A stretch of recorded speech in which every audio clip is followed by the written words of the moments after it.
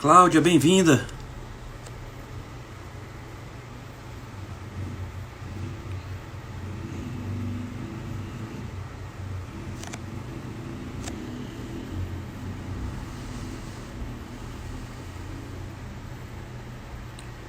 Jafone, bem-vinda.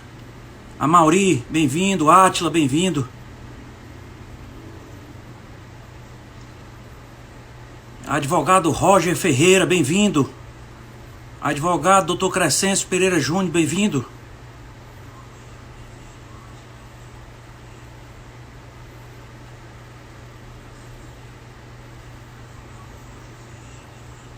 Meu amigo Jorge Lima, grande abraço. Deputado Jorge Lima, grande abraço, amigo. Meu amigo Pablo Guterres, grande abraço, amigo. Prestígio lhe ver aqui, Pablo.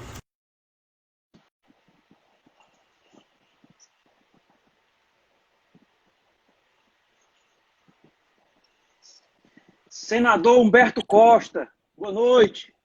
Boa noite, Rodrigo. Uma alegria poder estar participando do diálogo aberto aí com você. Desculpe a demora, eu tive aqui um probleminha técnico. Não sei se está bom aí a minha imagem e tal. Não, tem que dar uma regulada, aí.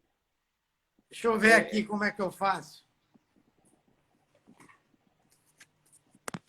Você precisa subir um pouco mais aí. Agora ok. Não. Agora ok. Deixa eu tentar aqui, deixa eu ver. Bom, vamos assim mesmo. Eu vou segurando aqui.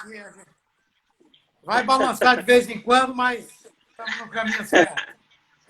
Eu aguardo. Se você quiser pegar algum suporte aí, eu aguardo, quer? Não, tá difícil. Esse suporte aqui que eu tenho não é nenhuma maravilha, não. Vamos lá. Certo.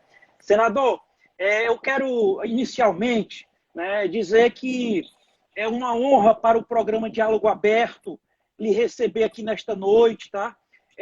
Nós temos um programa de rádio aqui em Fortaleza e esse programa foi criado pelo meu pai, saudoso deputado federal Jackson Pereira, que inclusive foi seu colega na Câmara Federal. E morei com ele em Brasília. Infelizmente, aos 48 anos, Deus o chamou e nós continuamos esse legado dele no rádio. E durante esse período de isolamento social, né, nós estamos fazendo uma série de lives com diversas temáticas, né? Inclusive, já tiveram conosco aqui o senador Paulo Paim, já esteve aqui, o senador Eduardo Suplicy esteve aqui também. Enfim, a diretora do Senado Federal, doutora Ilana Trombica, falou aqui do funcionamento do Senado. E tiveram outro, doutor Cláudio Lutemberg, lá do Albert Einstein, seu colega médico, né? Também esteve aqui. Enfim, diversas temáticas. Então, senador, inicialmente eu vou ler aqui uma biografia que eu tenho do senhor, por gentileza. E aqui eu quero fazer o registro aqui, agradecer a gentileza sua e da sua assessoria, que prontamente atendeu o nosso convite. Então, o senador Humberto Costa, ele é médico e jornalista, pós-graduado em Medicina Geral Comunitária, Clínica Médica, Psiquiatra e Ciência Política. É fundador do Partido dos Trabalhadores, o maior partido de esquerda da América Latina, criado há 40 anos. Foi o ministro da Saúde do presidente Lula e responsável pela criação de programas que mudaram a vida dos brasileiros, como o SAMU, a Farmácia Popular e o Brasil Sorridente. Foi vereador, deputado estadual e deputado federal, secretário municipal de saúde de Recife e secretário de Estado das cidades em Pernambuco. Em 2010, foi eleito o primeiro senador do PT pernambucano, com mais de 3 milhões de votos. Desde 2011, quando assumiu o primeiro mandato no Senado Federal, agora figura entre os 100 parlamentares mais influentes do Congresso Nacional, segundo o DIAP. Foi apontado como um dos 3 senadores mais competentes do país pelo Atlas Político da Fundação Lehman. Foi líder do governo da presidente Dilma Rousseff no Senado. Foi líder da oposição ao governo Michel Temer. Por 5 vezes foi eleito para liderar a bancada do PT no Senado Federal. Em 2018, foi reeleito para o mandato de senador para o período 2019-2027. Senador Humberto Costa, eu dei uma resumida aqui, porque se eu fosse ler seu currículo todo aqui, senador, eu ia tomar live todinha. Senador, nesse período de pandemia, o senhor tem dado um apoio aí, tem trabalhado forte em apoio à questão cultural, não é? Essa área cultural que foi tão impactada aí com essa pandemia.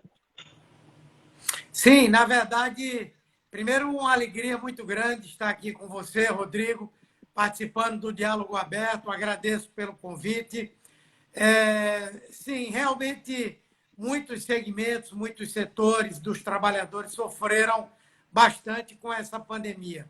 Mas, sem dúvida, o pessoal da área cultural foi um dos segmentos mais prejudicados com tudo isso, né? Primeiro, porque boa parte dessas pessoas elas trabalham informalmente, principalmente aquele pessoal do dia a dia que trabalha na produção, o artista popular, enfim. Então, é gente que não tinha como receber algum tipo de proteção formal do sistema de proteção social do nosso país. E teria que necessariamente ser beneficiário de programa especial. Por outro lado, também é um dos segmentos que mais sofreu, porque o artista vive das pessoas, né? Vive de juntar as pessoas.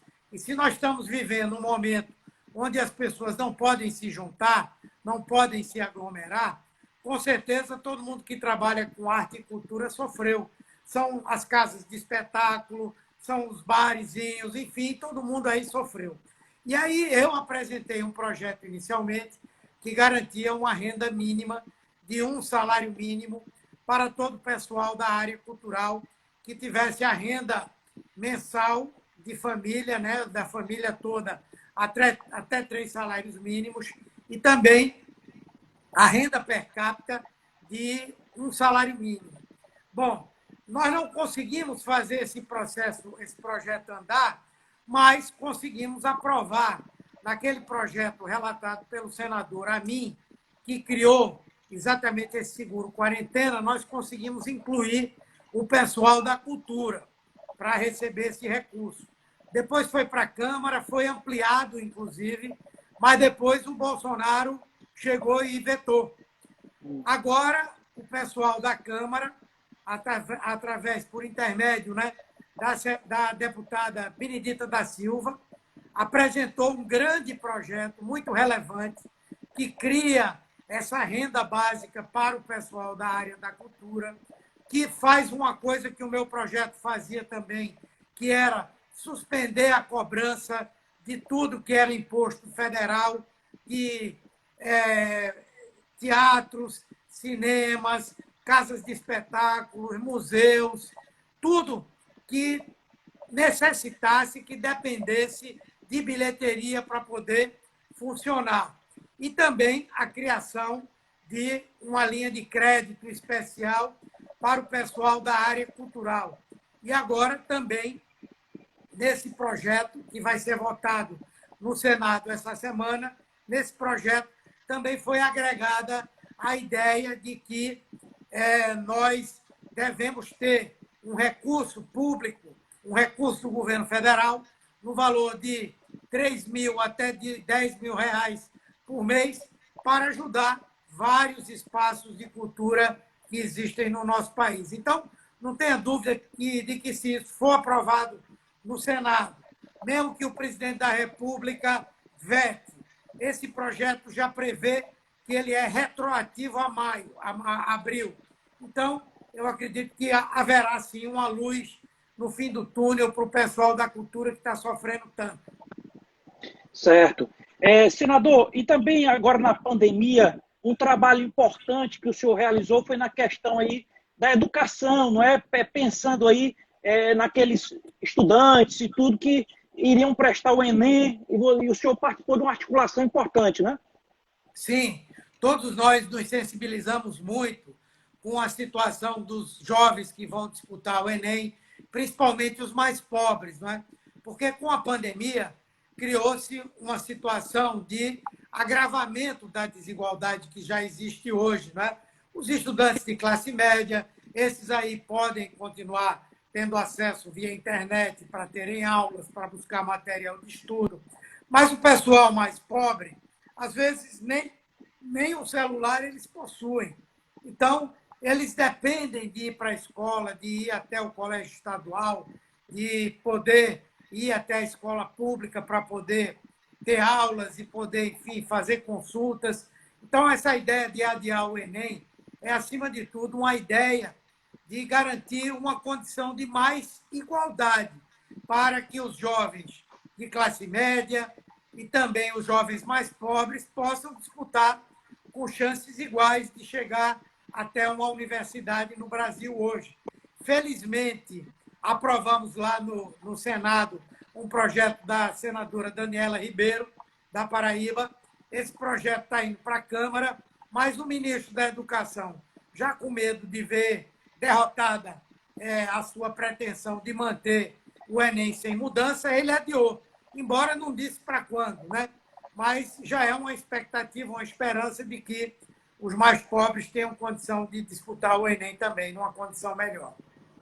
Senador, na área da saúde, o senhor apresentou aí um projeto importante também na questão aí dos leitos privados, não foi? E também relacionado às Santas Casas. Como é esse projeto, senador? Bem, no caso das Santas Casas, foi uma proposta que veio apresentada pelo senador José Serra, e nós apoiamos. Era um recurso de 2 bilhões de reais, como uma ajuda do Sistema Único de Saúde às Santas Casas de todo o Brasil, que permanentemente sofrem um processo de subfinanciamento, de muitas dificuldades, e, com certeza, foi muito importante, nós apoiamos. O outro projeto foi do senador Rogério Carvalho, e eu fui o relator, esse que trata dos leitos de UTIs, né? Na verdade, o que é que nós fizemos? Nós estamos criando uma fila única de leitos de UTIs. A partir da aprovação desse projeto, todos os hospitais, tanto privados quanto públicos, vão ter que diariamente a quantidade de leitos de UTIs que estão disponíveis e que estão destinados à Covid-19. Com isso, os hospitais privados que tiverem uma capacidade ociosa, ou seja, se eles tiverem com ocupação de leitos de UTIs para a Covid abaixo de 75%, de 85%, então o setor público pode pedir aquele leito, pode mandar uma pessoa que está precisando ir para aquele leito. Porque um dos problemas que a gente está vendo o tempo inteiro é que existem filas de pessoas esperando para terem direito, para terem acesso a um leito de UTI. E muitas, não diria nem muitas vezes, mas algumas vezes, no setor privado você tem um leito sobrando. Então, não é justo, não é que alguém, só porque não pode pagar um plano de saúde, perca a sua vida, deixe de ter acesso a um serviço como esse, porque não há esse serviço disponível no SUS. Depois que o leito for usado, não é, a Secretaria Municipal ou Estadual vai indenizar, vai pagar um preço justo e não vai promover nenhum tipo de desorganização nos hospitais privados, porque está tudo bem previsto. Tem que ter uma convocação antes, uma chamada pública, depois tem que ter essa comunicação todo dia de quantos leitos tem, só vai pedir o leito se tiver uma folga de 15% de leitos vagos, não vai tomar o leito de UTI que já está esperando por alguém, porque às vezes o cara vai fazer uma cirurgia, quando ele sai, vai para a UTI. Então, aquele leito não pode ser utilizado por outra pessoa. Às vezes a pessoa está na emergência sendo estabilizado, quando ele sair dali vai para a UTI. Então, aquele leito não se trata de cobrir um santo para descobrir outro, né? Então, na verdade, a ideia é essa, eu acho que vai ajudar a diminuir aí o sofrimento das pessoas nas filas por leitos de UTIs, né? Certo.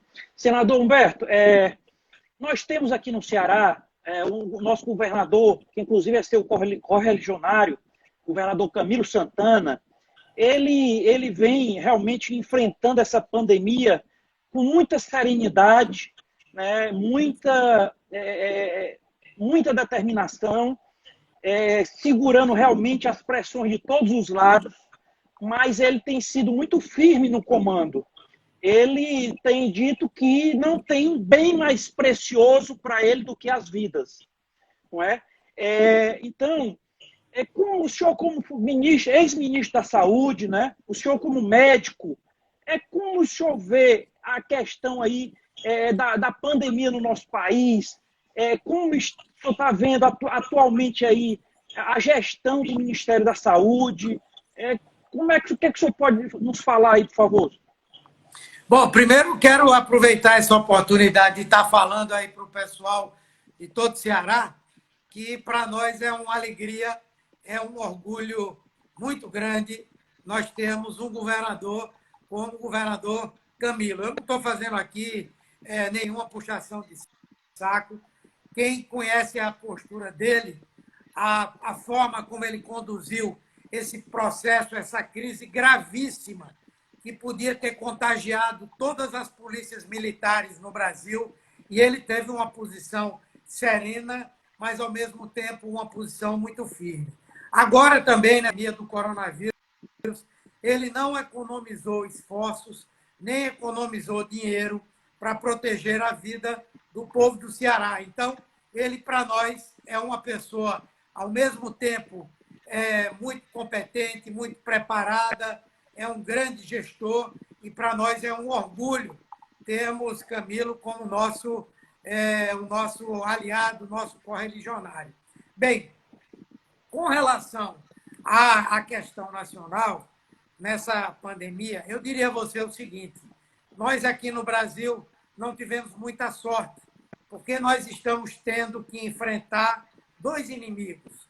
Um inimigo é o vírus, né, que já provocou esse sofrimento a todo o Brasil, a todas as famílias brasileiras, a tanta gente que perdeu parentes, amigos, enfim.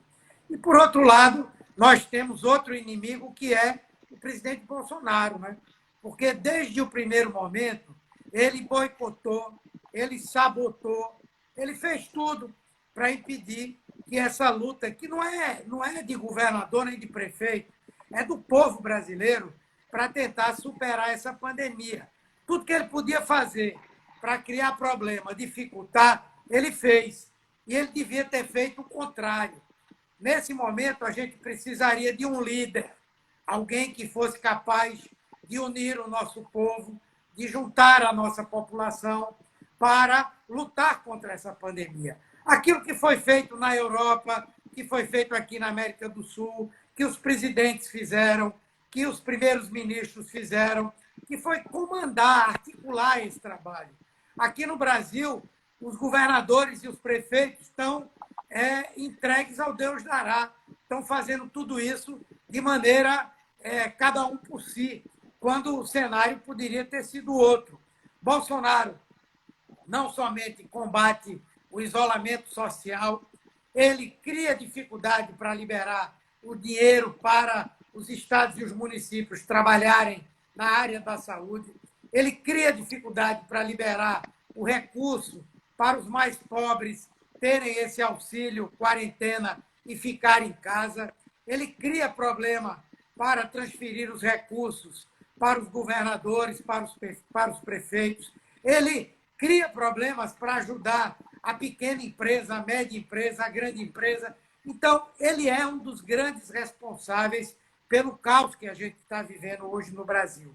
E o Ministério da Saúde, que até um determinado momento ele vinha cumprindo um papel de fortalecer o isolamento social, de tomar essas medidas, agora está completamente perdido.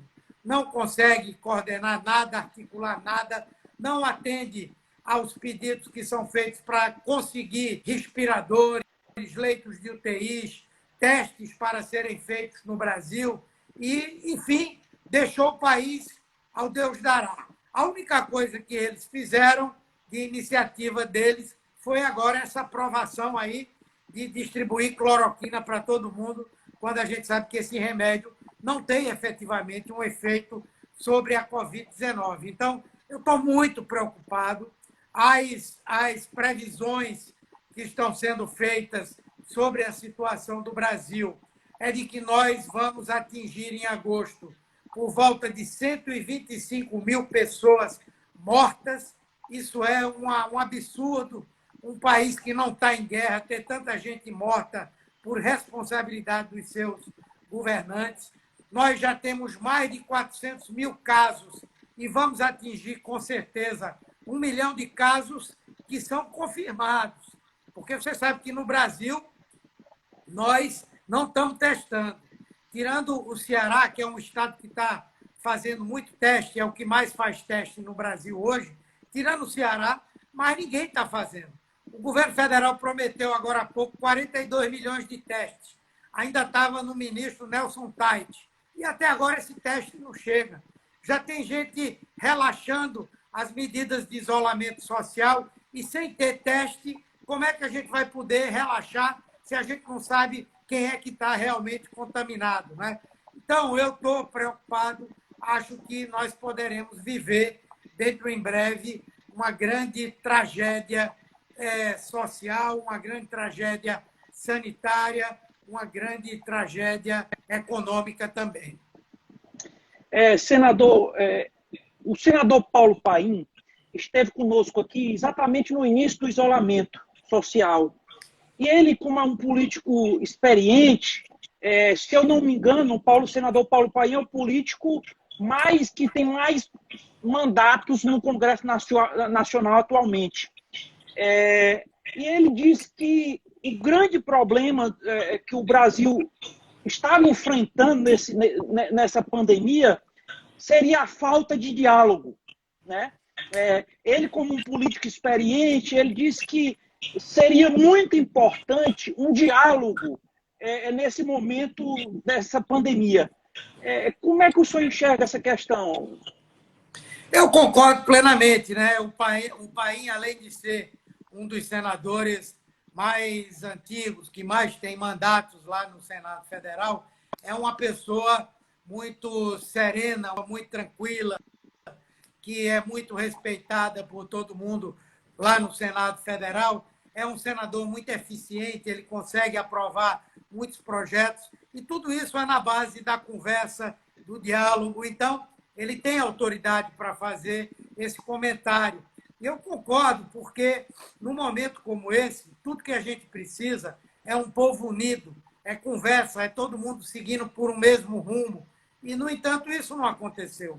Você veja, o presidente da República, numa reunião com aquela, ali falou-se de tudo que você imaginar, só não se falou do coronavírus e da necessidade de debater como enfrentar e superar o problema do coronavírus. Então, eu acredito plenamente que ele tem razão, nós precisávamos, ainda precisamos, eu digo ainda precisamos, porque é possível que a gente vai chegar aí no mês de agosto e essa situação ainda não esteja resolvida.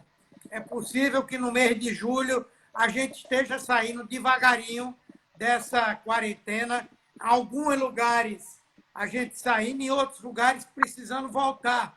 Em alguns lugares que não tem nada agora, as pessoas estão achando que está tudo tranquilo, nós vamos ter aumento do número de casos também. Então, é a hora, sim, de a gente ter esse diálogo para tentar recuperar o tempo que foi perdido com tanta briga, com tanta confusão, com tanto conflito gerado pelo presidente Bolsonaro.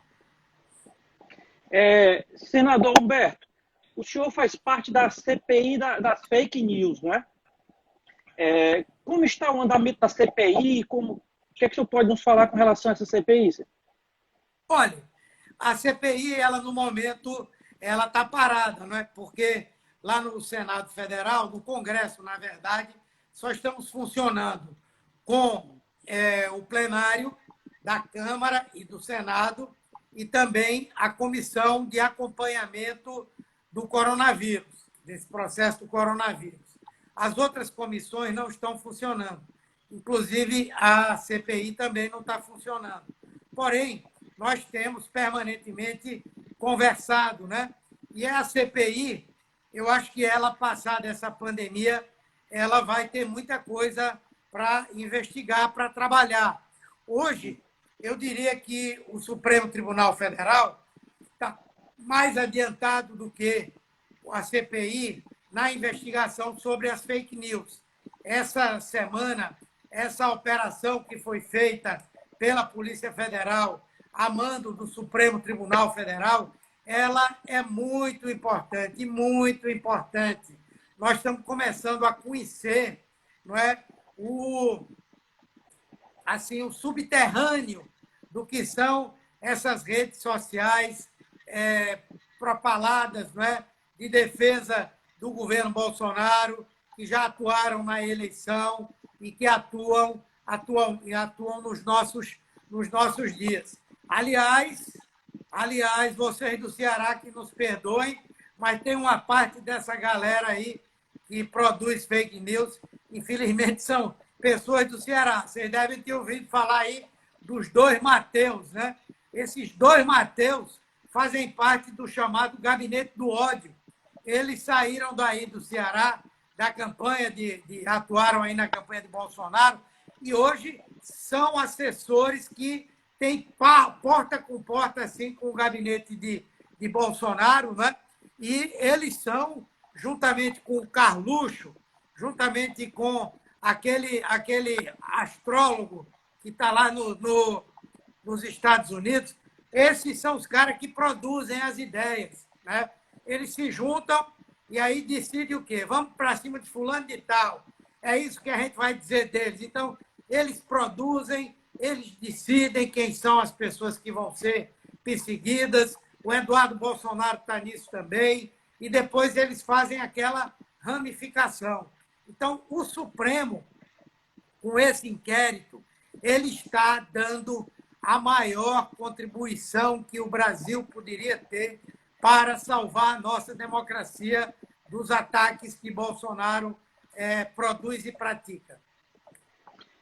Senador Humberto, como o senhor vê a questão como o presidente defendeu o armamento da população, né?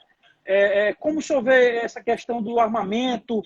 Ou o senhor acha que a legislação do desarmamento é suficiente? Como é que o senhor enxerga essa questão? Agora não é mais suficiente porque ele já armou muita gente, né? Já alterou o Estatuto do Desarmamento. Nós vamos precisar, depois que derrubar Bolsonaro, vamos ter que novamente trabalhar para restabelecer o Estatuto do Desarmamento, confiscar essas armas aí que estão sendo vendidas à torta e à direita. Bolsonaro ele quer armar a população. Na verdade, quando ele diz armar a população, não é a população, não é todo mundo que pode comprar arma. Ele está armando essas milícias que estão aí, não é? Ele está juntando gente para fazer o que ele disse. Toda hora estão dizendo que vai ter uma guerra civil. Para que o Brasil quer uma guerra civil? Um país que tem uma tradição já secular de viver em paz. Desde a Guerra do Paraguai, o Brasil não entra em guerra com ninguém. Como é que a gente vai entrar numa guerra, a gente contra a gente mesmo? Isso é uma coisa inadmissível. É como o ministro Barroso falou essa semana. Nós precisamos armar o povo.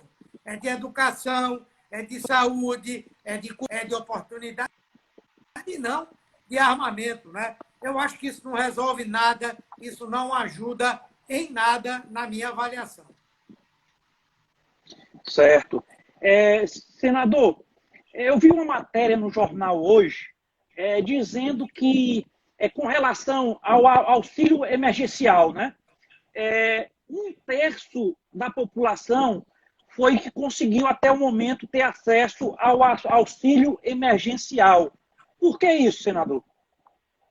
Bem, porque o governo ele está o tempo inteiro criando dificuldades. Primeiro, ele vetou a proposta que foi aprovada na Câmara e no Senado, que dizia que vários segmentos poderiam ter, pescadores artesanais, vendedor de coco, ambulante e tal. Ele vetou.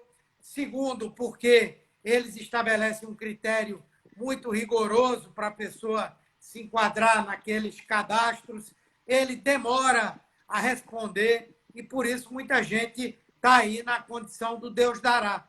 E é por isso que, em muitos lugares, a pressão para acabar com o isolamento social vai crescendo, né? Na verdade, o governo tem muita má vontade para atender essas pessoas. Ele acha que está jogando dinheiro fora. Todo mundo viu aí o Paulo Guedes dizendo, né? Não, vamos investir nas grandes empresas que a gente vai ganhar dinheiro. Agora, nos pequenos, não. Imagina investir no povo pobre do nosso país, né?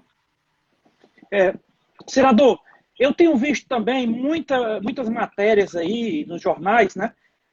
Falando da questão, os empresários também reclamando porque não estão conseguindo acesso ao crédito.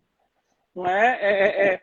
Dos 40 bilhões que foram liberados, só 1 ponto alguma coisa bilhão foi liberado.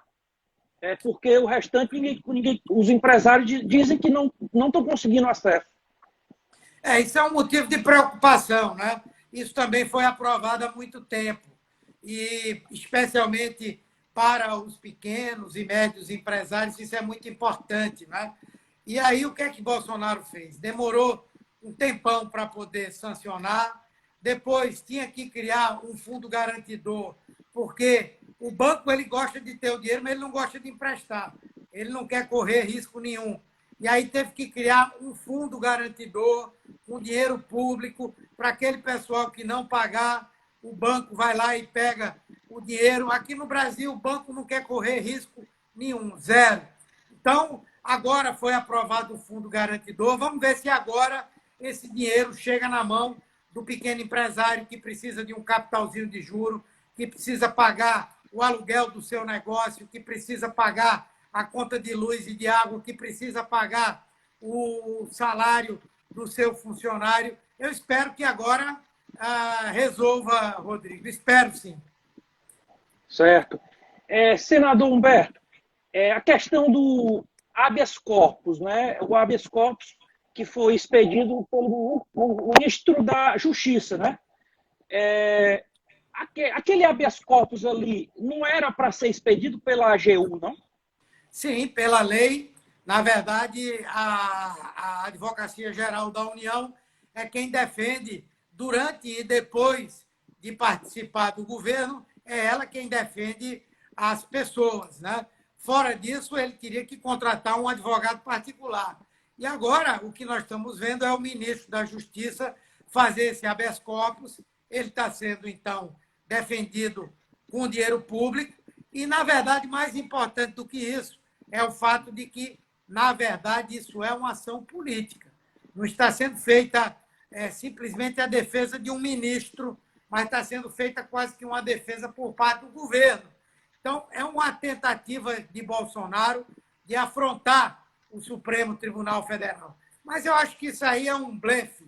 O Supremo não vai aceitar isso. Hoje de tarde ele já foi depor na Polícia Federal, ficou calado, não é tão brabo ali na reunião do Ministério, quando chegou na frente da Polícia Federal, não falou nada. É uma pessoa totalmente qualificada, que não tem nenhuma condição de ser ministro, principalmente de uma área como essa, a da educação, Rodrigo. Senador, como o senhor vê a figura do ex-ministro Sérgio Moro, senador?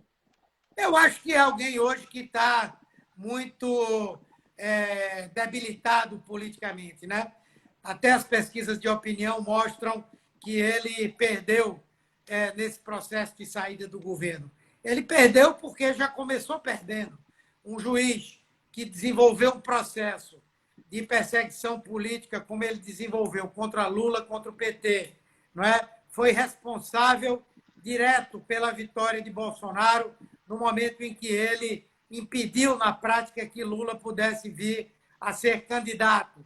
Depois, ele tomou a atitude de participar de um governo cujo presidente foi beneficiado por ele. Então, entrou no campo da política aí. Ficou calado o tempo todo.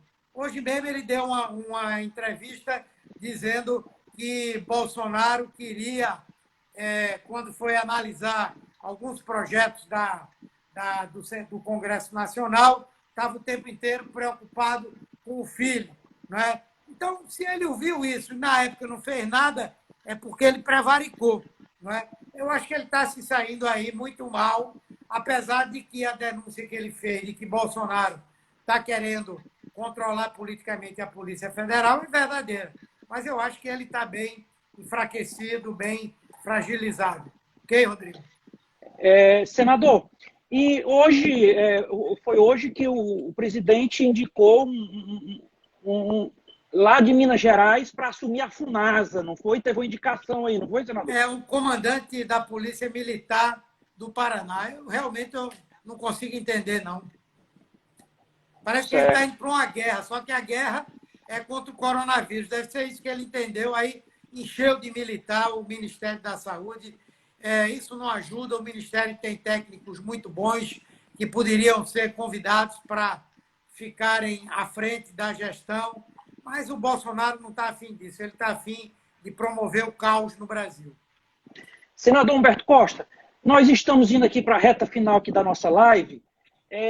Inicialmente, eu gostaria que o senhor, por gentileza, deixar avisado aqui para os nossos seguidores que amanhã às 19 horas vamos ter aqui uma dermatologista, aqui, doutora Ticiana Diniz, aqui, tirando todas as dúvidas aqui relacionadas à dermatologia.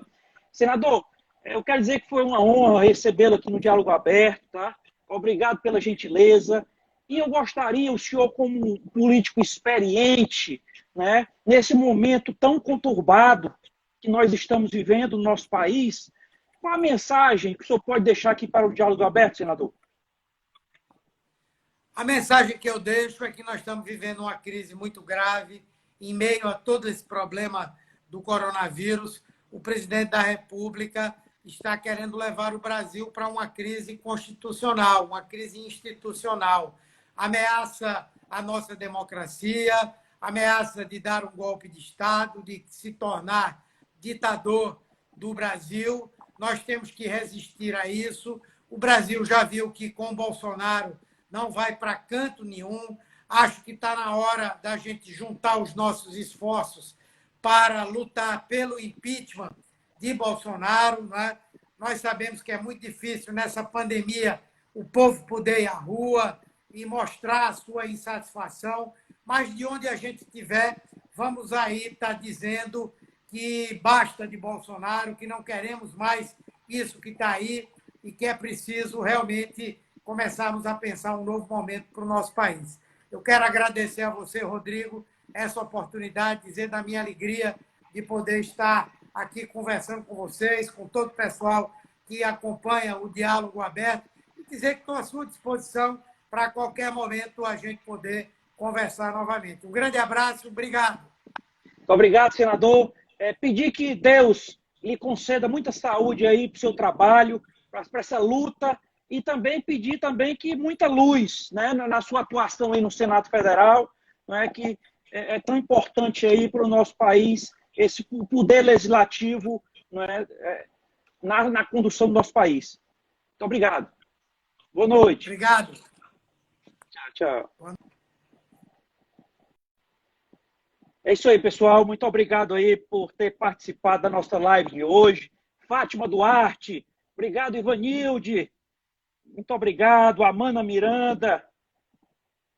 Muito obrigado a todos. Zé Cândido, Jorge Santiago, Gugu Charme, Érica. Muito obrigado, Érica.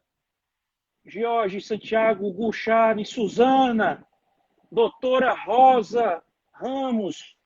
Amanhã, às 19 horas, vamos estar aqui com uma dermatologista, a doutora Natasha Sá. Que bom lhe ver aqui, Natasha. Natasha, eu tenho uma novidade para você, Natasha. Fátima Duarte, Lojas Tentacion, Balica Ramos, que bom lhe ver aqui, Balica. Natasha, eu tenho uma novidade aí para você, Natasha. Você que atua aí no nosso turismo, o professor Carlos, lá de Portugal, um especialista na área do turismo, em economia, ele vai estar aqui conosco aqui na próxima semana, tá? Dando uma aula de turismo, a visão deles lá em Portugal, como é que eles estão vendo lá a questão da reabertura do turismo, da economia lá de Portugal. Tá? Ele confirmou hoje a participação na próxima semana aqui no Diálogo Aberto. Lia Mesquita, muito obrigado, Lia. Então é isso, pessoal. Amanhã, uma dermatologista, ela tem atuação aqui no Ceará, em São Paulo, ela tem especialização em Madrid, na Espanha, ela tem especialização na questão do cabelo, calvície, enfim, todas as dúvidas relacionadas às mulheres, as tinturas que as mulheres usam no cabelo, ela vai dar aqui dicas do que é mais saudável para o cabelo, enfim, ela é espetacular, a doutora Ticiana Diniz vai estar conosco aqui, dando uma aula aqui, vai ser muito bom, aguardo a todos, pedir para quem não segue ainda o Diálogo Ponto Aberto para seguir e acompanhar a nossa programação diária de lives com diversas temáticas. Então, pedir que Deus abençoe a todos, né? Pedir muita saúde aí e que uma sexta-feira, um final de sexta aí maravilhoso e até amanhã às 19 horas. Obrigado a todos. Que Deus abençoe. Obrigado. Grande abraço.